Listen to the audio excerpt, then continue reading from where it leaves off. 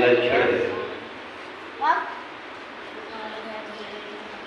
एक बार भगवान शेष ने ब्रह्मा जी से शिकायत की कि आपने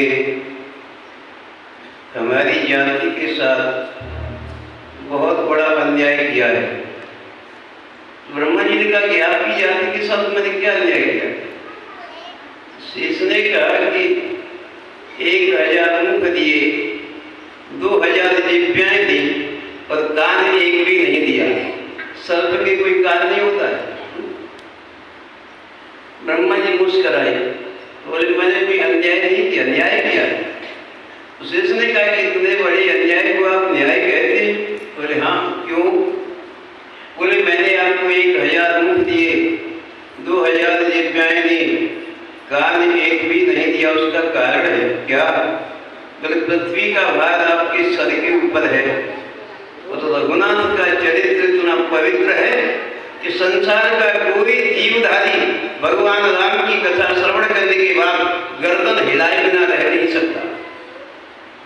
आप भगवान राम की कथा सुनते, आपकी गर्दन हिलती तो ये पृथ्वी रसातल में चली जाती। शेष की आंखों से वर्षा हुआ, कितना पवित्र है भगवान राम का चरित्र। बोले हाँ, फिर कृपा करो, एक बार राम की सेवा में जाने का सौभाग्य मिले। ब्रह्मा जी ने कहा एक बार नहीं, 2 बार। त्रेता में सौमित्र लखन के रूप में भगवान शेष ही सेवा में आए और द्वापर में भगवान श्री कृष्ण की सेवा के लिए बलराम जी 2 बार शेष को भगवान की सेवा का सौभाग्य प्राप्त हुआ। लेकिन अवध के सम्राट चक्रवर्ती हैं, सत्ता है, सम्राट है, सम्मान बहुत मिलता है, लेकिन घर में कोई बेटा बेटी नहीं। सर के बाल पक गए, जीवन से निराश हो गए। और जब व्यक्ति के जीवन में अंधकार होता है, कोई रास्ता दिखाई नहीं देता, तब व्यक्ति सदगुरु की शरण में जाता है।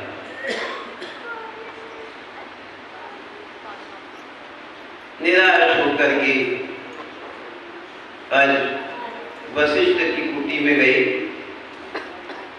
गुरुदेव के चरणों में जाकर के प्रणाम किया, रोने लगे। बहिरंग नेत्रों से वर्षण नहीं हुआ, अंतरंग नेत्र भी वर्षण करने लगे। बहुत निराश हुए। क्या बात है राजा, क्यों रोती? गुरुदेव आपकी कृपा से मैं चक्रवर्ती सम्राट हूँ, सम्मान बहुत मिलता है, सत्ता है, लेकिन घर में अंधकार है। अंधकार? हाँ। मुझे बक्सर वाले मामा जी ने क्या चिंतन किया, मानस पर कितने पुष्प लिखे।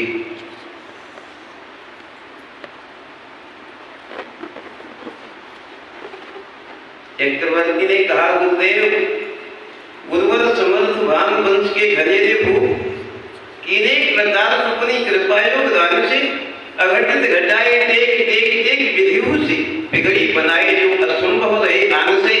मैं हूँ अकेला एक ऐसा भाग्यहीन जो प्रताड़ित हो रहा हूँ प्रारब्ध बलवान से। 3 पन बीते आए धमकाए और 4था पन रानियां अनेक फिर भी वंचित संतान से।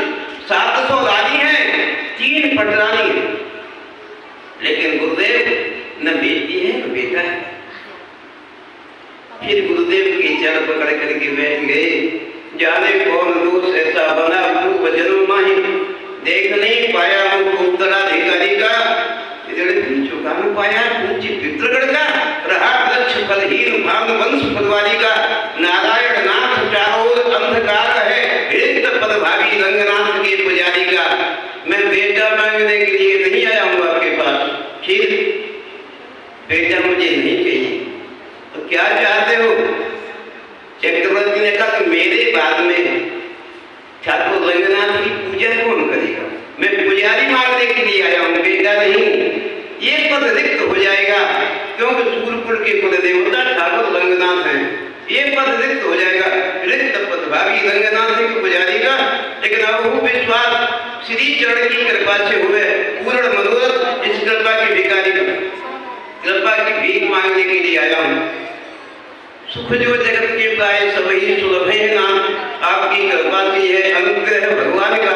वंश तुरी वंशसा समर्थ गुरुदेव आप, चाहे सुधार करने विधि के विधान का। परिजन गुरुजन और प्रजाजन भी अनुकूल सभी, मंत्री वर्ग मानते संबंध से प्राण का। पत्नियां पुनीता आज्ञा पत्नी निश्चित साथ अहे, पर केवल खटकता वह स्वभाव है संतान का। प्रजा धर्म पालन में तत्पर संपन्न सुखी, मंत्री वर्ग श्रेष्ठ उचित परामर्श दाता है। सुरपत समित स्वर्गमय अगवानी कर। ऐसी कृपा है गुरुदेव, जब मैं स्वर्ग में जाता हूँ वहां का अधिपति सम्राट देवराज मेरे लिए सिंहासन छोड़ देता है। मेरा मित्र है सुरपत समित स्वर्गमय अगवानी कर। रथ है अभ्यास करके 10 दिश में जाता है। यज्ञ दान जब तक व्रत संयम नियम आप एक एक व्यक्ति सावधानी से निभाता है। 4 वर्ण आश्रम त्याग निज निज मर्यादा में, पर एक ही अभाव कोई वंश का नहीं रहता है। सब कुछ ठीक है, लेकिन बस एक ही कमी है। जब अंदर से हृदय की एक वेदना होती है, हृदय दीन होता है, तो महापुरुषों के हाथ उठ जाते हैं। एक विद्या मांगने के लिए गई, लेकिन गुरुदेव ने कहा नहीं नहीं राजन, राजन गुरु धारण धीर, सोचो संकोच त्याग, संतत के काज नहीं चिंता अभिभूत हो। सुकृत की पूंजी धरी यंत्रित तिजोरी माए, गुरु की कृपा पूंजी मोद मंगल प्रसूत हो। नेहत ही नारायण निश्चय निहाल करें, वैदिक विधि ऐसी कछु पावन करतूत हो। बीते 3 पन तो क्या, प्रत्येक पन हित एक एक, चौथे पन में नहीं इकट्ठे 4 पूत। चल 4 बेटा हम 4 एक बेटा मंत्री और कुछ सामान बेटा नहीं। धरो धीर होई सुत, चारी त्रिभुवन विदित भगत है। 4 पुत्र। और जब गुरुदेव ने कहा राजन, तुम्हारी बड़ी रानी कौशल्या की आंचल में स्वयं जगत का मालिक तुम्हारे घर में बेटा बनकर के, भगवान बेटा बनकर, हाँ मेरा आशीर्वाद।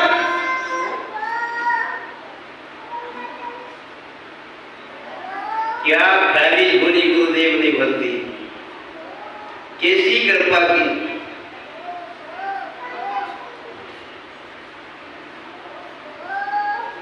विजय करे बिहारी सरकार कहते थे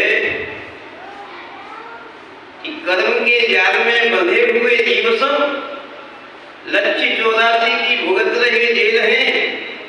उल्टे खेल तुम बहुतक से खेल चुके, अब एक खेल खेलो 5वां जो खेल है। संतन के संग सुन राम नाम टिकट लेंगे, हनुमान टीटी से सदा को मेल है। नीत धर्म की पटरी से राम धाम जाए हूँ, रामचरित मानस की दिव्य गाड़ी दे रहे। मानस जैसी ट्रेन मिल जाए और हनुमान जैसा टीटी मिल जाए, यात्रा सफल बन भटक जाओ। कर्म के जाल में बंधे हुए जीव सब, संसार के लोग कर्म के बंधन में बंधे हुए,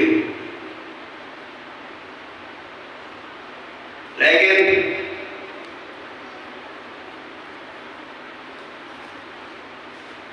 यज्ञ का आयोजन हुआ, वो भी गुरुदेव की संरक्षण में, उनकी सानिध्य में।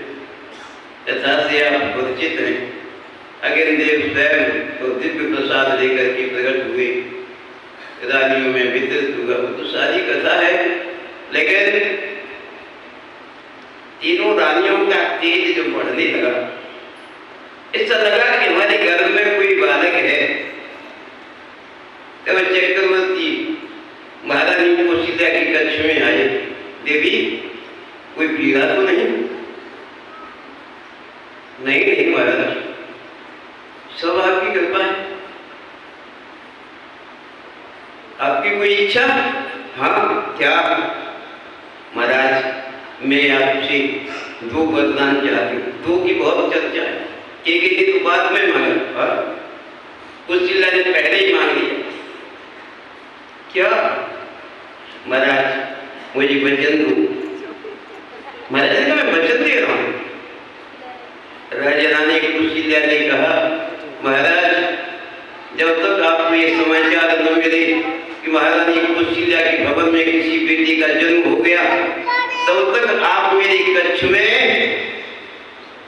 खाने के लिए प्रसाद में वही भिजवाइए जो आप अपने हाथ से कमा सके। समझ गए? आपके अवध के राजकोष में जो धन है वो तो आप प्रजा से कर के रूप में लेते हैं, और उस धन से निर्मित अन्न मेरे कक्ष में भिजवाएंगे, होने वाले बेटा के संस्कार ही बिगड़ जाएंगे। संस्कार यह सावधानी थी।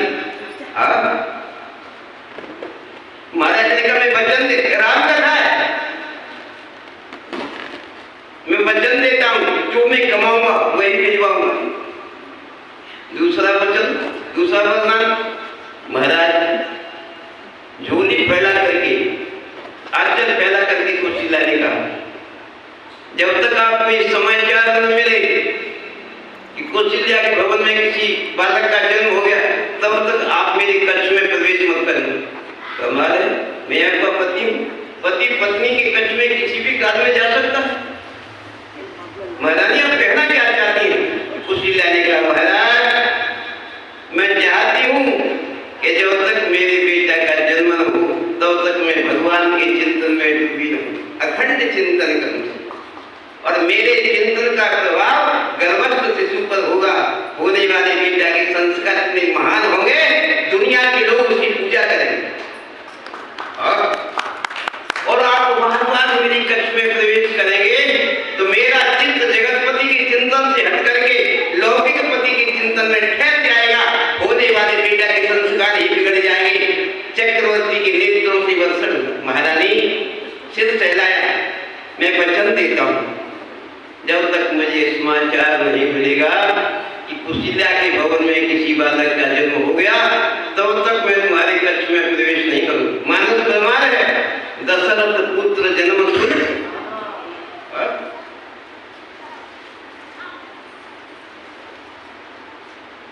क्या चिंतन किया, क्या जगतपति को, ये भारत की महिलाओं में इतना सामर्थ्य कि भगवान को भी गर्भ में धारण कर सकती है।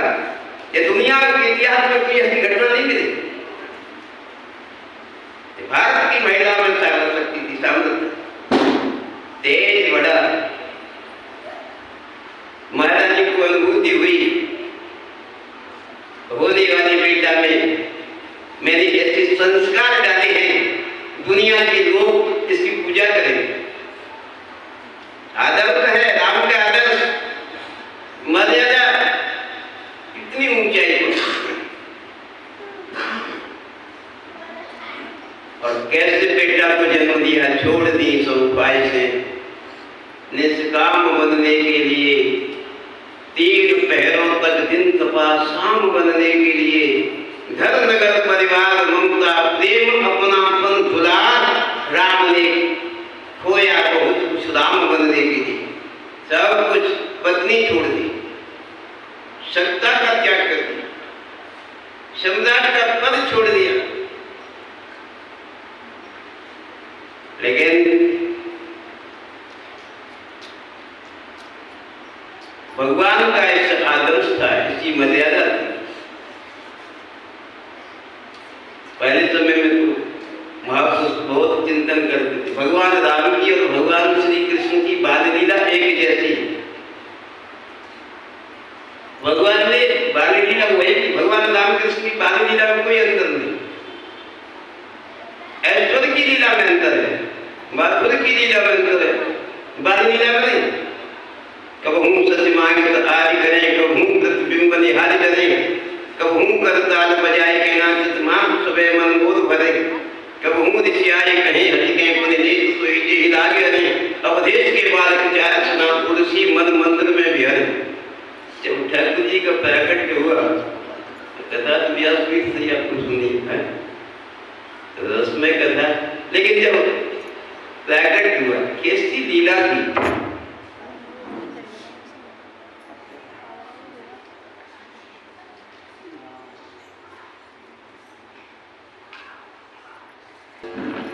जननी की साड़ी को अंचल गही ढूंढे राम, कौशल्या की साड़ी का पल्लू पकड़ करके भगवान लटक गए।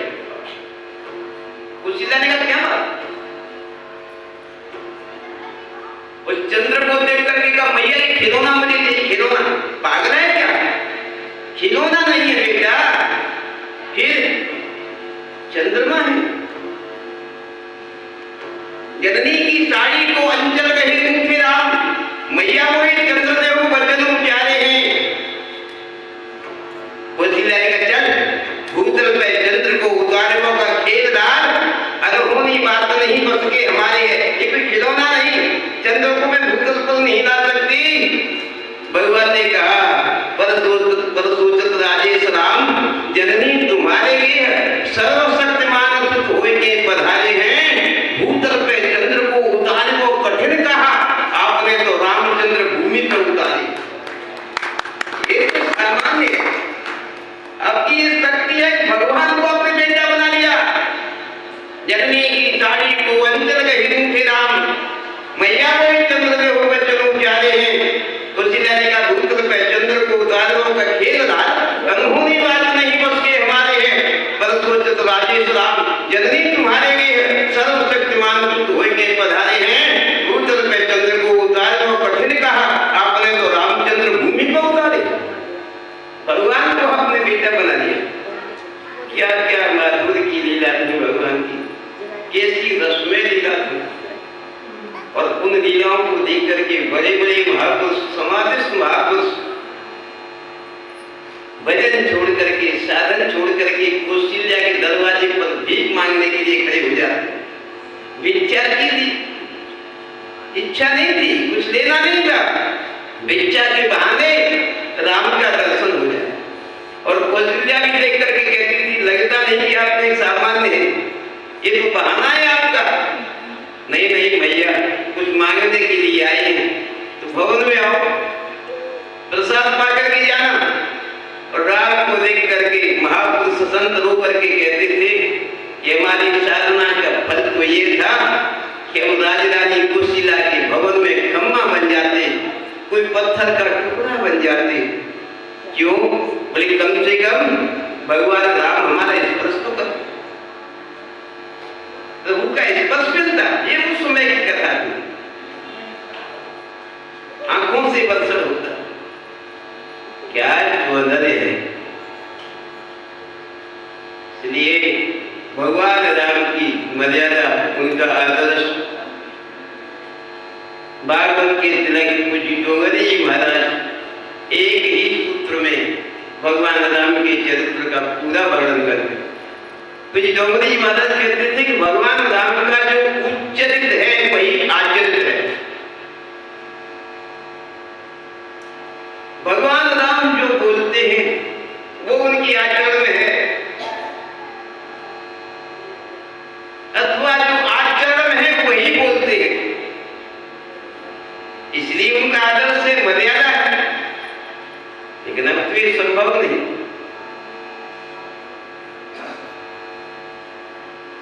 राम कथा अपने आप में बहुत विलक्षण है।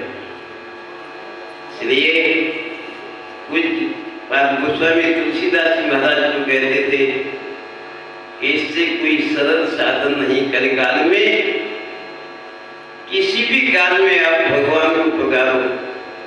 अल्पतो अवध जीव दामे बहुत सोच पोच, करवे को बहुत है कहा कहा कीजिए, पादना पुराण को वेद को वंदना है, वाणी अनेक चित्त कहाँ कहाँ दीजिए, काव्य की कला अनंत छंद के प्रबंध बहु, राग तो रसीले रस कहाँ कहाँ पीजिए, लाखन की एक बात तुलसी बताए जा, जन्म जो सुधारो चाहो तो राम नाम। बाकी वेद पढ़ने की कोई जरूरत नहीं, शास्त्र देखने की कोई जरूरत नहीं, जहां मन हो पुकारो। अल्पतो कोई भरोसा नहीं, गाल आपके कंधे पर बैठा है, कब उठा दे। इसलिए अल्पतो अवध जी बताने को उसमें भी छोटी अवस्था में बेटी की शादी की चिंता, बेटा की पढ़ाई की चिंता, घरवार की चिंता, व्यापार की चिंता, ये सारी चिंता है। अल्पतो अवध जी बतावे को सोच कोच करवे को बहुत है कहा कीजिए पालना पुराण को वेद को अंत ना है वाणी है देख चित्त कहाँ दीजिए काव्य की कला अनंत छंद के प्रबंध बहु रागत और रसीले रस कहाँ पीजिए लाखन की एक बात तुलसी बताए जा जन्म जो सुधारो जाओ तो राम नाम लीजिए। ये भी आप नहीं करते तो फिर तो तुलसी ने कहा कि मन पछताइए अवसर बीते दुर्लभ देह पाई हरि पद भज कर्म बचनो रहीते। बड़े बड़े लोगों का प्रमाण दिया सहस्र बार दस बदन आद इंद्र वचीन काल बलीते हम करे धन धाम संभारे अंत चले उठरीते सुत बनता ज्ञान द्वार सदक न करो दे तो पत्नी बेटा ये स्वार्थ के संग क्यों मेरी पत्नी है बेटा है। तो तुलसी ने कहा कि एक बात बताओ बना दो कि जिस भवन को मकान को बनाने के लिए आपके जीवन के 25 वर्ष निकल जाते हैं 1 मंजिल 2 मंजिल 3 मंजिल बोले उसी भवन में जब आपके प्राण निकलते हैं तो जिनके लिए आप भवन बनाते हैं वही परिवार के लिए लोग कहते हैं जल्दी करो जल्दी कहते हैं जल्दी करो जल्दी पड़ोसी भी आता है जल्दी करो शुद्ध बनता ज्ञान द्वारा निकलते हैं प्रवीण क्यों बोले अंत हुए तलेगे पामर तून तले अवही क्या करूं बोले अवनाथ अनुराग देवदत्त परमात्मा अवनाथ अनुराग त्याग खुदा सही दे तुझे काम अग्नि तुलसी कहूं विषय भोग भोगी थी मत पछताइए अवसर की थी। उदार है थोड़ा भी आप चिंतन करेंगे आपका केवल गुण देखेगा गुण नहीं न जाने कौन से गुण पर दयाल पता नहीं कुछ गढ़ किस आपके गुण पर रीझ जाए में श्री पिता की वेदनाओं पर और उठाकर गीत को निज गोद में आंसू बहाते हैं न जाने कौन से गुण पर दयाल रीझ जाते पता नहीं चलता। इसलिए एक सूत्र त्रिपाठी को विराम ऐसा उदार है कि जो बांधवों को नंगे पैर विदाई दी तो बांधवों ने हाथ जोड़कर कहा सरकार बिना प्रकरण के नंगे पैर हैं अब वापस जाओ। भगवान की आंखों में आंसू थे। बांधवों ने पूछा क्या बात है। भगवान ने कहा कि तुम अति मोर सुन रहे अति वृष्टि वर्जित है लेकिन भगवान ने अति शब्द का कई बार प्रयोग किया तुम अति मोर सुन रहे आपने मेरी बहुत सेवा की। क्या सेवा किया बोले मेरी पत्नी के लिए आपने अपनी पत्नी छोड़ दी मेरे सुख के लिए सुख छोड़ दिया भवन छोड़ दिया मैं आपका ऋणी हूं तुम अति मोर सेवकाई मुख पर कहीं भी कदम बढ़ाई फिर यह शब्द दाते को तुम अति प्रिय लागे प्रिय नहीं अति प्रिय लागे क्यों बोले मम हित लागे भवन सुख त्यागी मेरे हित के लिए मेरी पत्नी के लिए भवन छोड़ दिया सुख छोड़ दिया मैं भी अपने दिल की बात कहने के लिए आया। भगवान हाथ जोड़कर बोले आप क्या कह नहीं सकता। भगवान ने जो कहा सुनकर के मानव के आंखों से बरस उठा मूर्छित होकर के गिर पड़े। भगवान ने कहा मैं दिल की बात कहने के लिए आया हूँ मुझे मेरा शरीर मेरी पत्नी मेरे भाई अयोध्या की राज संपत्ति जितना प्रिय है उससे ज्यादा आप प्रिय हो। मेरी पत्नी मुझे प्रिय नहीं आप उससे भी ज्यादा प्रिय है। तुम अति मोद से बुलाई मुख पर के हित करूं बढ़ाई दाते को हित अति प्रिय लागे मम हित लागे भवन सुख त्यागे अनुज राज संपत्ति बेदे ही देह गेह परिवार सदे ही सब मम प्रिय नहीं तुम ही समाना मिलसा न कहूं मोदे है बाना मेरा स्वभाव है मैं कभी मिथ्या नहीं बोलता। आप जितने प्रिय हैं उतनी प्रिय मुझे सीता भी नहीं लखन भी नहीं है भरत भी नहीं है अयोध्या की राज संपदा भी नहीं आप मुझे प्रिय हैं। इतना सुन करके बानर रो पड़े और फिर तुलसी ने जो मानस में कहा वो सत्य शायद बानर समझ गए। हेत रहित जगत जुगोपकारी संसार में बिना कर्म के कोई व्यक्ति प्रेम करते हैं तो संत या भगवान हेत रहित जगत जुगोपकारी तुम तुम्हारे सेवक का सुधारी संसार के लोग बोले स्वार्थ में सकल जग माही सपने प्रभु परमात्मा। इस पावन भूमि पर पावन कथा संतों की सन्निधि सप्त ऋषियों की सन्निधि जी महाराज जी पूरी कथा सुनते हैं दीनदास जी महाराज और बड़े भाव से कथा श्रवण करते हैं। तो महापुरुषों के पावन चरणों में प्रणाम व्यास जी महाराज के पावन चरणों में प्रणाम आप सभी की श्रोता हैं।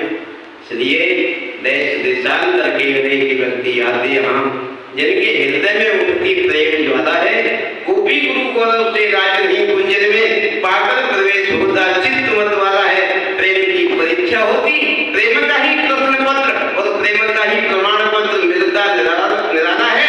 उद्धव से ब्रह्म ज्ञानी आए शिष्य बन करके वृंदावन प्रेम की पवित्र पाठशाला, त्रिलोक में कोई प्रेम की विशुद्ध पाठशाला है श्री धाम वृंदावन। और कल परसों की कथा में तो व्यास जी सुनाए प्रेम की विपाक से देखने प्रेमियों को प्रेम का समुद्र सीमा तोड़ के बहाया है। भाव का रसीले निराश न हो गया, कामना की पूर्ति हेतु करपतन लगाया है। चिंतामणि जटित चारू चादर बिछाई जहां भांत प्रतिभांत कुंज कुंज से सजाया है। भारत का भूषण तिलक तीनों लोगों का भक्तों के वास हेतु वृंदावन बना है। केवल भजन करो, चिंतन करो, मस्ती है। इसलिए इन्हीं शब्दों के साथ मुझे करे हरी सरकार की पावन बाणी की वाणी को विराम। कहीं भी चैन न लेने दे, वही तो चाह सच्ची है। रहे हरदम फिक्र उसकी, वही परवाह सच्ची है। यहाँ जीते हुई मुक्त मिलती मौत मरती है, ये पहुंचे प्रेमियों की ही कही अफवाह सच्ची है। बहुत कुछ बात पूजा और तपव्रत करके यह समझे कि विकल होकर के रोना ही मिलन की राह सच्ची है। इन्हीं शब्दों के साथ पानी को गुलाब